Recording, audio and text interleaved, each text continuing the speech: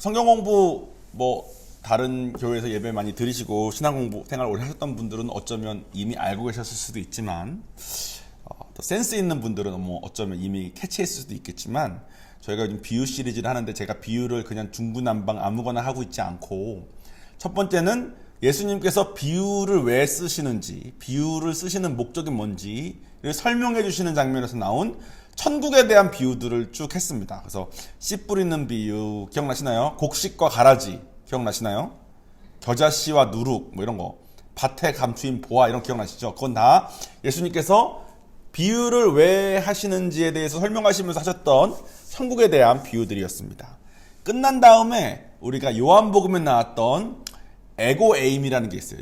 그게 원어고 한국말로 하면 나는 뭐뭐이다 시리즈가 있습니다. 그게 7가지가 있어요. 그래서 예수님께서 스스로를 나는 세상의 떡이야, 나는 세상의 빛이야, 나는 양의 문이야, 이렇게. 양의 문 기억나시죠? 양 문에 서가지고 목자가 누구야 누구 이렇게 하는 그런 목자라고.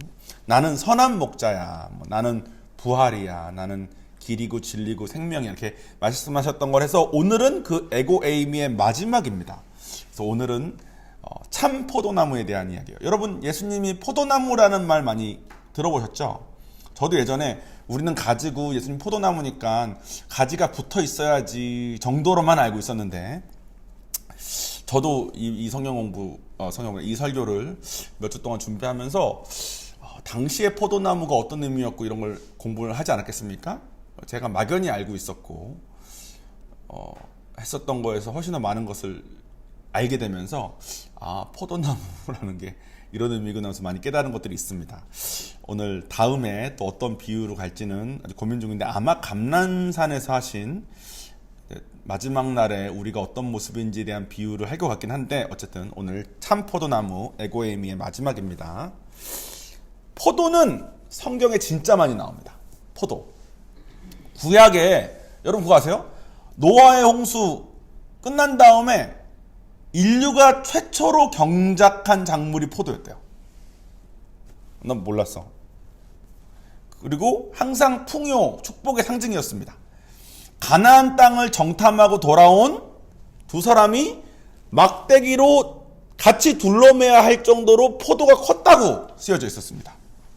저는 에이 그랬어. 진짜로. 사진 슬라이드 있습니다. 오늘 슬라이드는 많습니다. 이렇게 사람들이 당시의 상황을 상상해서 그림을 많이 합니다. 우리도 포도 먹잖아요. 거봉을 먹어도 이만하진 않을 거잖아. 그래서 내가 또 이스라엘 제가 말씀드린 것처럼 우기 있고 건기 있고 그죠? 그 경작하기 어려운 동네 거기서 무슨 포도가 저만해. 당시 워낙 광야 생활을 오래 했으니까 당시 사람들이 과일을 본 것만으로 너무 반가워서 저랬나 보다 했어요. 근데 다음 슬라이드 보여주시죠. 실제로 이만하답니다.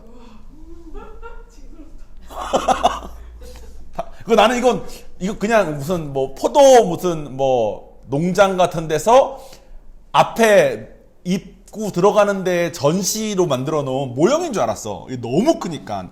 슬라이드 한 장 더 있습니다. 실제로 이만하더라고. 이만하니까 나무에 그대로 이걸 메고 온 거야. 가나안 땅에 이렇게 포도가 한번 제대로 열리면 저렇게 열렸답니다. 그리고 너무 귀했대. 포도는 말리면 건포도로 먹고 잘 익은 거는 잘 빻아서 포도 주로도 마셨으니까 포도는 당시에 되게 귀했답니다. 근데 오늘 말씀은 포도나무야, 그죠? 포도의 또 다른 특징은 이 나무 열매에 비해서 나무가 너무 보잘것없대요. 다음 슬라이드 보여주시죠. 이렇게 생겼답니다. 저 밑에가 뿌리예요. 뿌리로부터 저만큼밖에 안 올라온대. 요만큼밖에.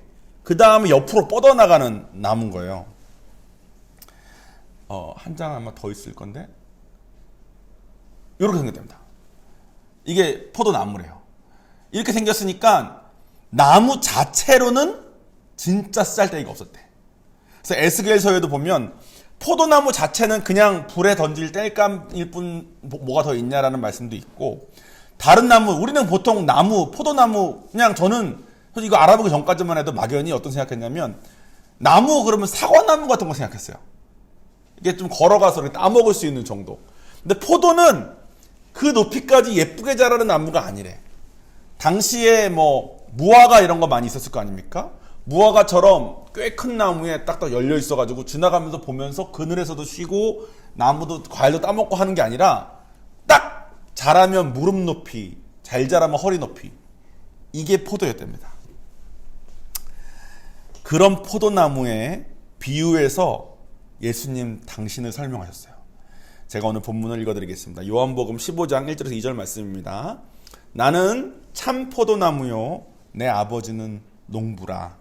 무릇 내게 붙어있어 열매를 맺지 아니하는 가지는 아버지께서 그것을 제거해 버리시고 무릇 열매를 맺는 가지는 더 열매를 맺게 하려 하여 그것을 깨끗하게 하시느니라. 아멘. 이 보잘것없는 나무에 당신을 비유하셨습니다. 그리고 제가 그랬죠. 비유는 익숙하지 않은 것을 설명하기 위해서 우리에게 익숙한 것들을 빗대어 쓰신다고. 당시 사람들은 이게 다 무슨 말인지 알았대요. 특별히 하나님이 농부라는 말이 무슨 말인지 알았고, 포도나무이신 예수님에게 붙어있는 가지가 어떤 뜻인지, 그리고 아까 본 것처럼 열매를 많이 맺는다는 게 무슨 뜻인지 알았다고 합니다. 당시 그 사람들이 어떤 걸 알고 있었는지 제가 조금 더 설명을 해드릴게요. 포도나무는 경작이 진짜 어렵대요. 진짜. 제가 만났던 샌프란시스코에서 알고 지냈던 한 전도사님이 설명해 주셨는데, 그분은 실제로 무슨 과수원 같은데 이렇게 뭐 자녀였어요. 그래서 그분이 자기는 성경에서 포도나무란 말을 했을 때 바로 알았대. 농부가 무슨 뜻인지 바로 알았대. 그러니까 무슨 뜻이냐 그러니까 슬라이드 보여주죠. 이게 포도 밭입니다. 좀 멀리서 보여서 좀 안 보일 수도 있는데, 이건 위에 찍은, 옆에서 보면 이제 나무가 이렇게 올라와 있고 이렇게 쪼르르륵 이렇게 돼 있잖아요. 높이가 별로 안 높아 보이죠? 이게 어떻게 된 거냐면 다음 슬라이드 보시면 하나하나 이렇게 대를 다 댄 거야. 아까 본 것처럼 요 정도 높이 자란 다음에 옆으로 뻗는다 그랬잖아요, 포도나무는. 그러니까 대를 대가지고 이렇게 가운데 있는 똑바로 세워지고 이 철사로 쭉 연결해가지고 얘네들이 그 철사에 이렇게 얘네 이런 걸로 묶어주지 않으면 얘네는 그냥 땅으로 떨어지면서 이렇게 자라는 애들인 거예요. 그래서 포도나무는 손이 엄청 많이 간대요. 엄청. 잘 똑바로 쓸 수 있게 도와줘야 되고. 근데 당시 이스라엘 때는 이 Y자 이런 철사 뭐 대 이런 거에 묶어주는 거에 대한 개념이 없었대요. 그래가지고 그때는 그냥 땅에서 자라는 포도나무가 제멋대로 땅에서 뱀처럼 막 자랐대. 근데 제가 뭐라 그랬죠? 이스라엘은 우기가 건기가 있다 그랬죠. 우기 때 이 포도나무 중에 무게 때문에 땅에 닿은 애들은 다 썩었대요. 젖어가지고. 건기 때는 양분을 잘 못 받아들이니까 말라버리고. 그러니까 포도가 온전하게 키우기가 되게 어려워서 어떻게 했어야 되냐면 막 자랄 때 땅에 닿아서 썩은 거는 빨리 잘라줘야 돼. 영양분이 글로 안 가게. 그래가지고 잘 자랄 것 같은 애만 잘 찾아가지고 걔만 남기고 나머지는 다 잘라주고, 걔가 당시에는 이렇게 대로 잡아준 데 없다 그랬잖아요. 그러니까 밑에 돌 받치고 막 그랬대. 좀 잘 자라라고. 그런데 요즘도 그렇지만 옛날엔 더 심했겠지만 이게 높이가 진짜 애매하대요. 다음 슬라이드 보시면 이제 높이에 대한 게 나옵니다. 자, 이거 당시 이제 이스라엘을 아마 한 건데, 이 사람 지금 허리가 어떻게 돼 있죠? 꾸부정해 있죠. 그래서 이때는 그 대를 댈 줄 모를 때여서 그랬나 했는데, 다음 슬라이드 보시면 요즘도 허리가 꾸부정. 다음 슬라이드 보시면 저는 이제 포도 이 농장 사진마다 애가 있어요. 난 애가 있으니까 애한테 농장 체험을 시킨 줄 알았어. 다음 슬라이드 볼까요? 여기도 보면 이제 여기 애가 있죠. 애가 왜 있는 줄 아세요? 딱 애 크기로 요한이 같은 애가 꺾어야 허리 안 아프게 꺾는 거야. 어른은 이거 다듬으면 허리가 나간대요. 진짜. 무릎을 꿇기도 애매하고 허리를 굽히기도 애매하고, 딱 요한이 같은 애가 이렇게 가서 끊지 않으면 안 되는. 그러니까 농부 입장에서 허리가 끊어지듯 아프고 손이 진짜 많이 가는 게 포도랍니다. 근데 가지치고 다듬고를 해주지 않으면 어떻게 되냐면, 여러분 이소무화 중에 여우와 신포도 뭐 여러분 하도 이제 이솝우화 안 보신 지는 좀 돼가지고 기억이 안 날 수도 있는데, 한 여우가 지나가다가 포도를 보고 먹으려고 했는데 너무 높아가지고 점프해서 못 먹으니까 그 포도는 이제 뭐 다른 나무를 타고 자랐거나 그랬겠죠. 보고 에이 저거는 신포도일 거야 하고 그냥 애써 스스로 위로하고 갔다는 그런 내용. 신포도가 뭐냐면 가지치고 잘라주지 않으면 당도가 높은 포도로 저절로 자랄 확률이 너무 낮대요.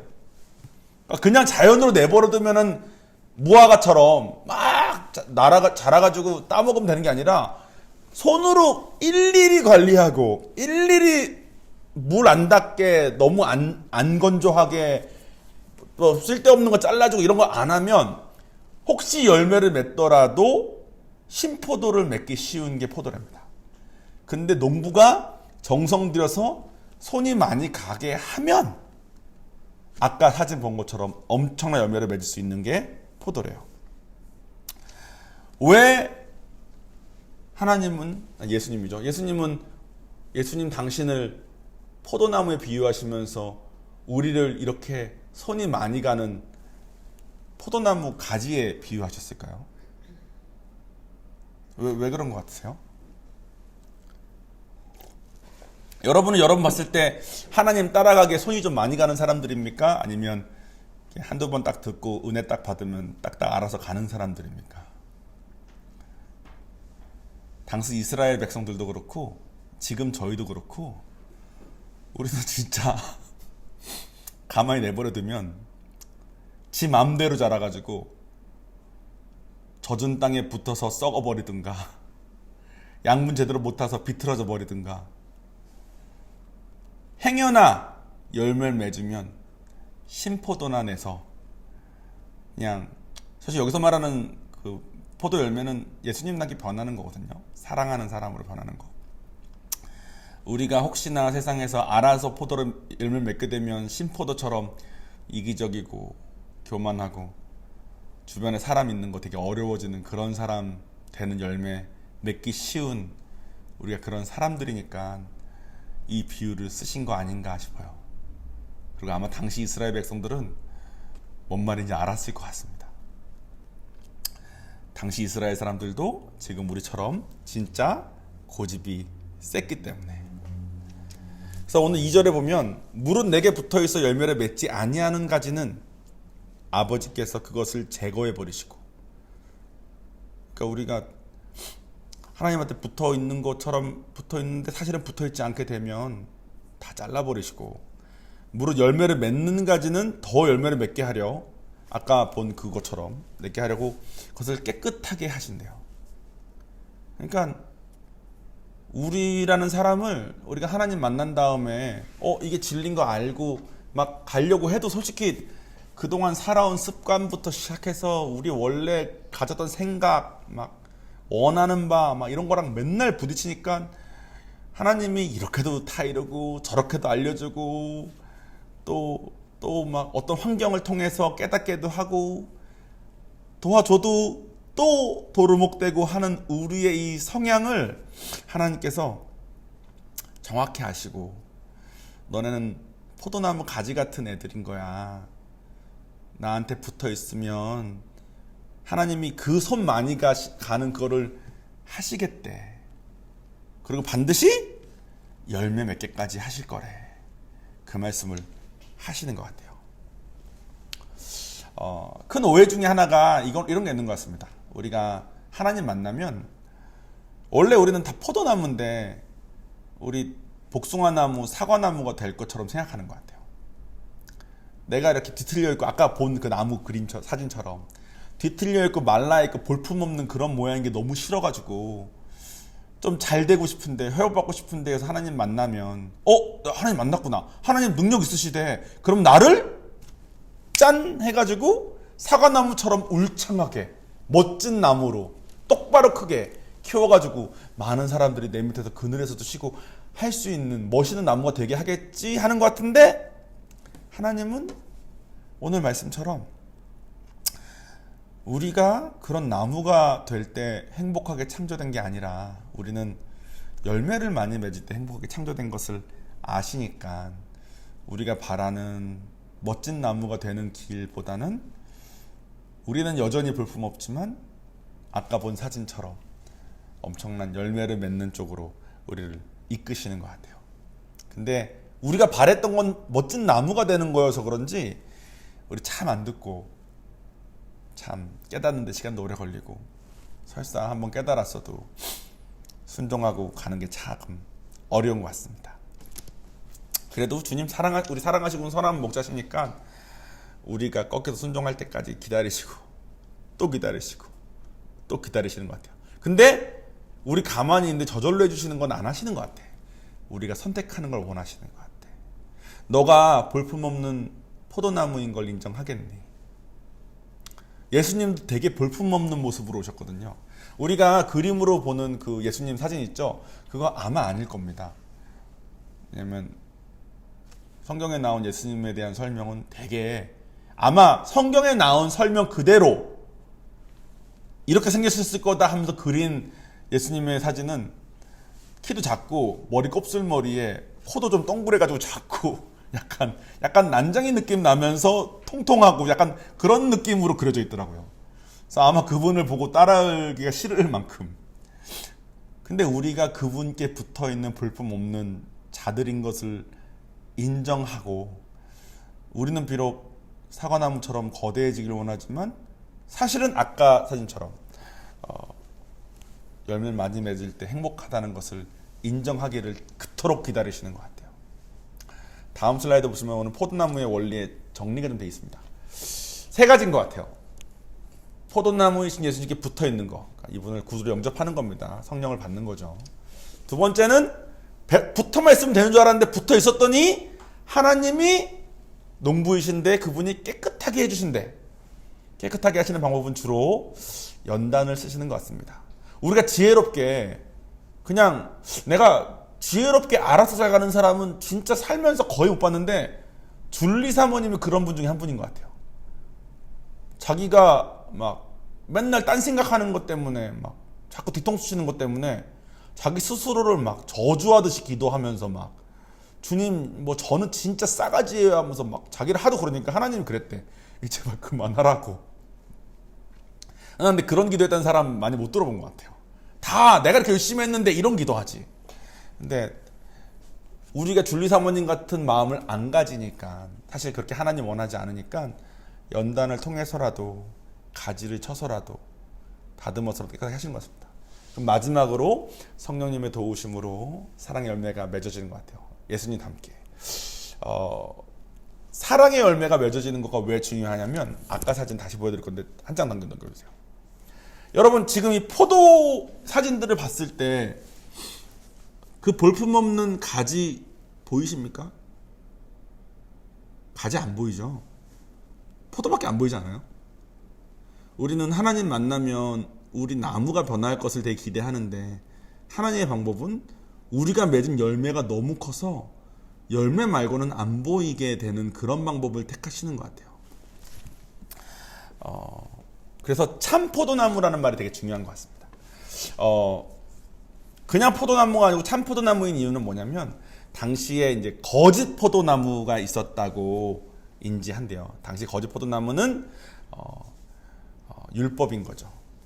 바리새인들, 서기관들. 나 성경 이만큼 아는데, 나 교회 안 빠지는데, 나 봉사하는데, 뭐 나 헌금하는데, 뭐 나 뭐 하는데 하는 걸로 내가 괜찮아질 수 있다고 생각하는, 그러니까 사실 나무 자체 바꾸는 거죠. 그렇게 생각하는 사람들이 되게 많았는데 당시의 종교 지도자들에게 너네는 거짓 포도나무야. 너네처럼 되면 열매 맺을 것 같지만 사실은 열매를 진짜 맺는 방법은 오직 예수님에게만 있다고 말씀하시기 위해서 참 포도나무라고 하신 것 같아요. 지금도 우리가 종교생활 열심히 하면 내가 열심히 하는 사람들의 기도 내용 중에 공통적인 게 뭐냐면 하나님한테 하나님 내가 이렇게 열심히 했는데 왜 축복 안 하시냐고 이런 기도 많이 하시는 것 같아요. 그런데 사실 주님이 디자인하신 대로 우리가 살다 보면 포도나무는 지금 보신 사진처럼 여전히 볼품 없지만 그 열매가 너무 커서 나무가 어떻게 생겼는지는 사실 중요하지 않은 거. 그게 하나님께서 우리를 위해서 디자인하신 방법인 것 같습니다. 그러면 이런 얘기를 여러분이 듣게 되실 거예요. 내가 알던 너는 이런 애가 아니었는데 어떻게 이렇게 됐지? 그게 여러분이 여러 번 봤을 때 여전히 볼품없지만 다른 사람 눈에 보이기 시작한 열매들이라고 생각하시면 되겠습니다. 자, 여러분 오늘 설교가 여기까지인데 듣고 나니까 볼품없는 포도나무인 것이 인정이 되십니까? 그러면 여러분은 매끈하고 잘생긴 사과나무나 혹은 곧게 서든 대나무 같은 나무의 성질을 바꾸길 원하십니까? 아니면 여러분의 볼품없음은 그대로 변화가 없지만 하나님의 열매가 맺어져 가지고 사람들이 이 사람은 왜 같이 있으면 좋지? 이 사람은 어떻게 이때 괜찮지? 하는 그런 사람이 되기를 원하십니까? 저는 설교 준비하면서 여전히 사과나무를 꿈꾸고 있더라고. 그래도 기왕이면 사과나무에 포도 열리면 멋있으니까 이런 생각을 하고 있는 거야. 그래서 하나님 제가 멀었네요.